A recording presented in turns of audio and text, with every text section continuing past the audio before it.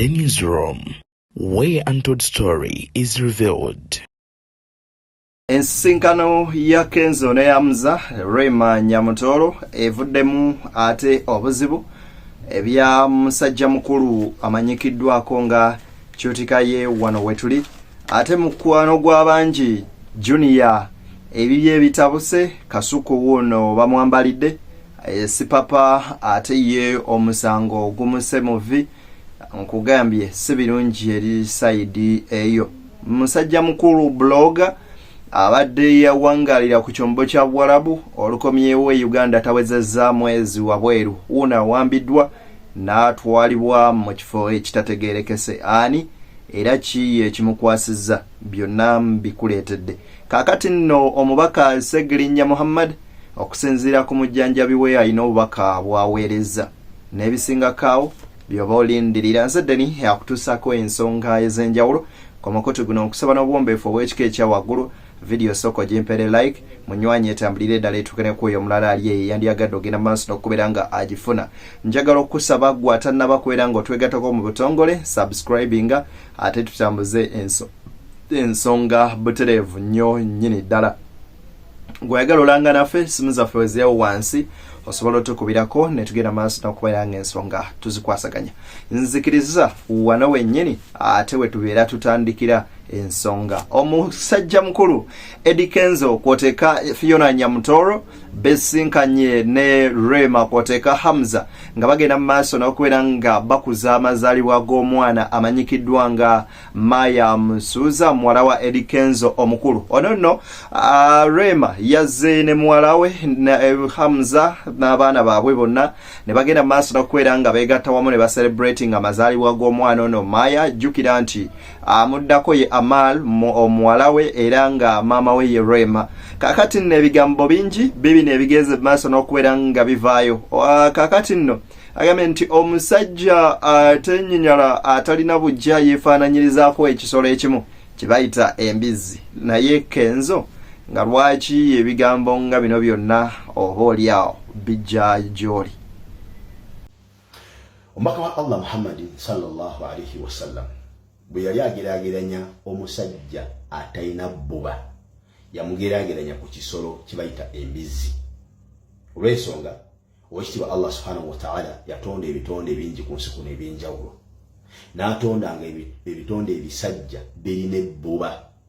ku bikazi ekyo nga kya butonde buli kitonde ekisajja oba kinyonyi oba kisolo oba kiwuka nga kirina ebbuba ku kikazi okujjako ekisolo kimu kyokka Ebuvanjuba nebugwanjuba ewaka wasigalawo ewasinga Beyond the Newsroom gwe mukutu ogukuleetera ekyo ekisinga katiranga naffe ng'oyita ku noti 771 44 53 ne noti 744 26 45 na bino bikulu tetulanga bafere tetulanga basawo ba kinnansi n'abagwa mu koowa eryo mwebale kutuwagira. Thank you. Chovola nti bwe yali ageraganya omusajja atalina bbuba yamugeraganya ku ekyo ekisolo ekiyitibwa embizzi kuba kye kitalina bbuba. Owekitiibwa Muhammad sallallahu alaihi wasallam n'atugamba nti omusajja yenna ekibadda youth mu Luganda gwe tasse kibotte tagenda kuyingira jjana. Era kyewunyisa okeera enkya olwaleero ng'omusajja teyakoma bukomi ku kwenda ku mukazi wo wabula nga yayingira ne mu maka n'amusigula n'amuggyamu n'amutwala. Netukulaba olwaliro nga gwopozinga naye mu bifaananyi n'eyali mukazi wo gwe bajja mu makaago. Kakati nno musajja mukulu si papa wona akiguddeko kyawere nemba n'omusango kooti egeze basoda okubeera nga egaleeta obujulizi eri abawawaabirwa baleese obujulizi obulaga nti musajja mukulu ono yenyigira mu buzzi bw'emisango okusinziira ku looya we agamba nti ebinkumu ebireeteddwa mu kooti bwe babyekennenyezaamu nga nedda jjukira nti sipapa ono aze akola obuvuyovuyo obw'enjawulo mu kibuga ng'era ono yayitako ku kitebe kya National Unity Platform nga kikyali wali ekamuuca n'akuba geeti y'amasasi ne bakola effujjo lyonna ku bakulembeze ba NUP abaali ku kitebe ku lunaku olwo poliisi teyavaayo kubeera nga amugamba ono y'omu ku abo ababadde ba big spenders mu kibuga Kampala nga basaasanya ensimbi kw'oteeka n'okukola oba oliawo ebikolobero ku bantu ab'enjawulo nga tebagambwako. Kaakati nno awere nemba n'emisango egitali gya njawulo emisango egy'enjawulo mu kooti era ng'asindikiddwa eruziraddeyo paka omwezi ogujja ogw'ekkumi n'ogumu. Kankwe olabe ku bigambo bya lawyer n'ebibadde mu kooti y'enkyero lunaku luno olwaleero. Olunaku lw'olwo tuzze mu kooti era omujulizi gwe baleese yabadde ow'ebinkumu oba gwe tuyita fingerprint expert. Of course tumubuuza ebibuuzo bingi ng'atamatama era tumanyi kye twabagamba oli yatukiddamu kati guno omusango mujweteke si mutuufu teguliyo era kyemmanyiko tegenda kugoberera amazima okusinziira ku bibuuzo ebyenjawulo byetubuuza olunaku lwaleero ne bye twabuuza abajulizi abalala okulaba nga si papa guno omusango agusinga oba bagumu ejjerezo oba bagumuggyako.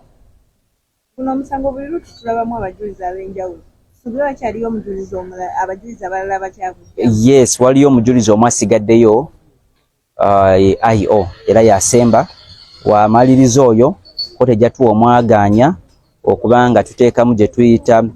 submission of no case to answer oba okuwumbawumba okusookerwako oba okwentandika kooti kwejja okusinziira okuwa ensala oba omusango yaguza oba teyaguza. Kooti wegamba nti mulimu eggumba alina okwewolereza then tugende naffe kweyo level. Omusango guno guddamu nga batuwadde tukomewo nga November 18. Omubaka Muhammad Segirinya nkugambye omujjanjabi we amanyikiddwa nga Mr. Kawempe avuddeyo n'ayita ku mukutu gwe ogwa Facebook n'agamba nti kizaamu amaanyi era kisanyusiza ddala okulaba ng'omubaka Segirinya Muhammad agenze maaso n'okubeera nga akuba ku matu buli lukya agenda maaso n'okubeera nga oba oliawo embeera eterera. Jjukira nti Segirinya bukyanga ava mu kkomera gye bagenda maaso n'okubeera nga bamusibira mu myaka 2 n'ekitundu kumpi myaka 3 nga babalanga ogw'okuba nti nga kigambibwa mbu beenyigira mu misango egy'obutemu naddala ebijambi ebyali mu bitundu by'e Masaka. Ye n'omubaka Aaron Sewanyana nga kooti bagenda maaso n'okubeera nga bafuna okweyimirirwa ne bavaayo oluvannyuma lw'emyaka 2 n'ekitundu. Ono namaze akabanga akawerako nga mulwadde era nga ajjanjabirwa wali mu ggwanga lya Kenya mu ddwaliro ya Aga Khan. Kaakati nno bw'atyo yakomezebwa mu ggwanga lya Uganda naye ng'agenda akuba ku matu okusinziira ku mujjanjabi Mr. Kawempe era nga ye mukwasaganya w'ensonga za Kawempe South. Kaakati omubaka waatali ategeezezza nti kizaamu amaanyi nti omubaka agenze akuba ku matu. Kati musabire nno agende mu maaso n'okubeera nga atererera ddala omutonzi yamuwe obulamu oba oliawo asanyukira ate mu bbanga lye erisigaddeyo. Kakati nno wuno blogger abadde amanyikiddwa nga Samo TV nga ayita ku mukutu gwa TikTok yagenze mu maaso n'okubeera nga akwatibwa ekiro ekikeeseza olunaku olwaleero kusanga 5 mu kageeza akawungeezi babaddeko ne banne nga bagenda mu maaso n'okubeera nga banywamu n'okubeera nga bakyakalamu. Ono nabadde awangalira mu bitundu byeri mu Buwarabu naye ng'akomyewo mu ggwanga lya Uganda tawezezza mwezi ng'ali wabweru. Emabegakaawo wiiki emu emabega basinkana Mama Fina n'abawa ku nsimbi oluvannyuma lwa Mama Fina ofuna blue tick ku TikTok. Kaakati full figure no gyava n'amuwoninga n'amugamba gwe mulenzi gwe wali ontambuliramu ssaawa yonna. Kati olunaku olwaleero wuuyo yagenze maaso okubeera nga akwatibwa abasajja batategerekese ne bamussa mu mmotoka ne bamubuzaawo paka na kati mpaawo amanyi mayitire ga Samo TV. Kankuwe olabe embeera gye bamuyisizaamu gye bamusambyemu ne gye bamukubyemu nga ate bamutwala.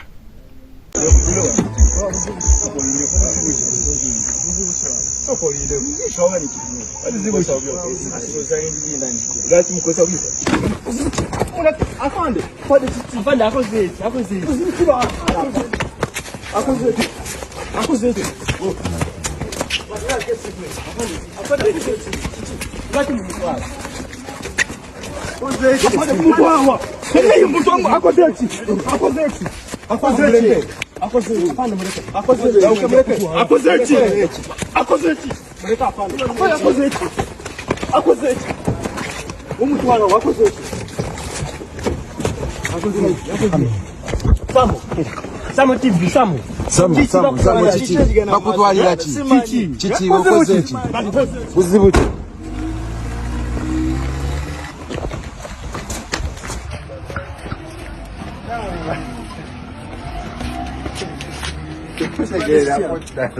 Boy, simple. Samo pamututewa. ati tubadde wali eri nga tuyimiridde tubadde wali nga tuli mu kunywamu nze simanyi tubadde wali nga tuli mu kunywamu ne bajja ne bamukwata ne bamutwala ate kikibanna tubadde noono yakoze eki atani amayatu agambye ekintu kimu lwaki mukozesa bu intaneti yakoze eki ne mwana abantu jasimpalana kati sole mwana bamututtewa bamututtewa yeri eriwa muntu bw'avaayo n'agamba nti mu Uganda no one is safe mwe ne muddawo ne mugamba nti abo bali mu byabwe byabufuzi ate oba oliawo nabo babatunula ne bagamba oba oliawo naawe enkya kiyinza okukutuukako naddala abaana abakozesa intaneti eno nga tugikozesa oba olina okubeera nga oli aware of what you're saying oba oliawo osobole okubeera nga embeera ezimu nga zino tezikutuukako ate era nogenda maaso n'okwekwasa omutonzi kyekisinga obukulu kakati nno Kasuku owa Kasuku live munne wa Junior avuddeyo n'alabula famire ya Tamale Mirundi n'agamba nti omwana ono simuwabya ne ebimu ne ku nsonga zonna zagenda maaso n'okubeera nga akola kitawe Tamale Mirundi siniya yajjanga abikolera nga abyogerako nga ye munywanyi we bingi byabamanyi naye ekyogoba omwana mu kika asiya solution era alowooza nti obutakwatagana n'obumulumulu obuli mu famire eno bungi era n'obukyayi obuli emabega wa kino bye bisindikiriza ab'ekika okubeera nga bagoba Tamale Mirundi mu kika ate jjukira nti olunaku lwabadde lwa balaza famire yezana omuli omwana obuwala n'ab'obulenzi abavuddeyo ne boogera oba oliawo ebikaawo omwavudde n'ebimu ku byo ebiraga nti Tamale Mirundi teyasulako bweru mulundi nagumu nga kiringa ekiraga nti abaana bano abazaalibwa maka amalala baagala kubeera nga babatwala ku DNA nti tebabeekakasa kuba bw'aba taata teyasulayo kitegeeza nti abaana bayinza oba si bataata kankuwa ebigambo bya Kasuku wazabanga semanengene owulire byayogera ku nsonga ezo abafamire nze siwaga Junior naye Junior mukwano gwange nga taata we bwe yali mukwano gwange era ne muzeeyi we bwe yali akyaliwo waabeerangawo bye twayogerangako ne munnyonnyola nga nti muzeeyi wano oba n'akuwa ensonga ze n'ogamba waayi omusajja sijja mulemezaamu nnyo kasita obeera ng'okoze eki if he makes sense out of what I'm saying well and good if he doesn't obulamu nga busigala bugenda mu maaso oba okitegeera repercussions zibeera zize tezibeera zaani naye nze nga kyaliwe embeera nkoze ogwange so please stop saying fe tuwaga omwana however we support him as our friend era ensonga yakyola nti Domitro yagambye tuyina otuula n'omusajja waffe ne tumukubako enfuufu tumukubako ennaku so ebibaddewo byonna waddembe y'okubaako kyayigamu oba nedda waddembe okusalawo nti akyakolagana ne baganda be oba nedda ebyo biba bibye so as you seek to blame us mpola mpola so twasazeewo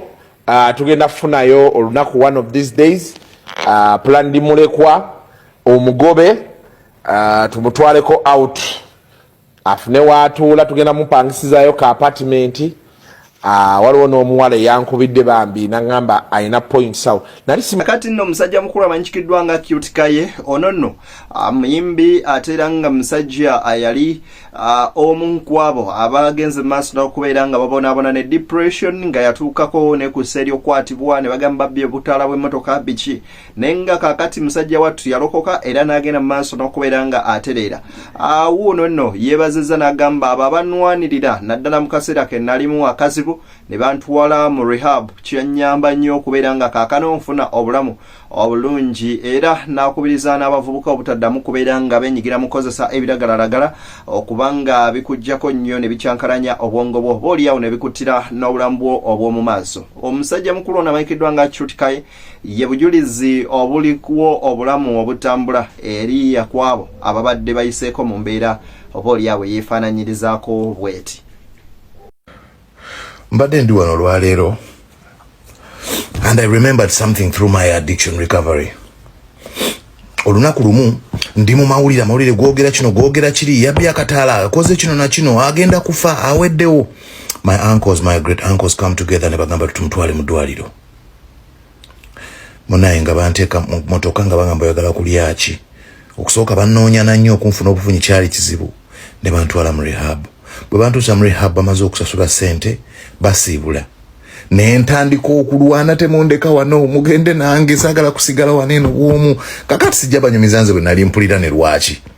naye am imagining my uncles bo baali balowooza ki ne basika aposo n'alwana aposo tumwine n'alwana n'oluggi lw'emmotoka ne baggalawo ne basimbula somehow ne bagenda n'aba rehab ne basigala kati I'm wondering oba baali balowooza ki nga bagenda mu mmotoka oba banyumya mboozi ki nze n'obeera nga nze ntute muntu mu ddwaliro maze ofuna ebibuzi byonna ate kati olwana nti toyagala kusigala mu ddwaliro nyinza okukuba ekikonde mu lubuto. I would love to take this time to thank my uncles, Pastor John Nyandahayo, Bishop Epaphras Ntejerize, Apostle Charles Tumwine. Thank you so much. Mwebale nyo, thank you for loving me. Thank you for trying so hard for me when I needed someone to understand. And you did. I probably wouldn't understand if I wasn't the one in the situation. I probably would act differently, but you did act differently. My uncles are very busy people. You wouldn't know if I told you. Bishop hardly eats food. Apostle hardly stays in one place. He's always here or there. But Pastor John, they stayed and did something for me. Thank you so much. Thank you very much. May the power that God put upon you through me as well help somebody else there who is addicted. God bless you. Beyond the newsroom gwemekotu nzedde niye yakutusaako ensonga zino bampita Uncle Theni njagala kubeera nga nkwebaza n'okutegeeza nti kyokola kya muwendo mungi banywanyi munzikirize mbasiibulire wano guludde n'oyo mutonza ggulu abankuumire singa mubanga munjagaliza birungi abanjagaliza ebibi banywanyi nange ebyo byennyini bye mbaagaliza ate lwaki mba njagaliza kyotanjagaliza mbaagaliza ebyo byonna bye munjagaliza mweyongere okubeera abasajja n'abakyala abakozi abaagala ennyo ensi yammwe abaagala nnyo omuntu munno okusinga okubeera ng'okonjera muntu munnowo kubanga ensi tuginogako makoola leero wendi enkyasiriiwo n'ekibuuzo kiri nti ogenza otya era otegeseewa kirigasa ki okulya ensi yonna n'ogimalawo naye ng'obulamu toyina nga bw'ofa ekituufu kiri nti ofiiridde ddala nga teriiyo kulaba yadde ku ssanyu oba oliawo ensi ensuubize nga gw'ogisiibulidde waneeno ku nsi yattu ey'obulamu ate oba oliawo obw'ekkicwa oba obutono ennyo nnyini ddala ffenna nno tutambulira mu kufa naye ekibuuzo kiri nti wajulaga teekateeka emmeeme eyo oba oliawo akaseera ako we kaliba nga katuuse obeeko ne waawo w'otuukira buno nno obubaka bukaaba era buba bukanga eri ababamu baba balowooza oba oliawo ebigambo byogedde olaama naye ate kiba ky'amakulu okuteekateeka wajjonadda ng'ate omutonzi oyo akuyise kubanga teriiyo alina garanti ku ddiru aligenda mubeere bulungi bwe muba kye munjagaliza.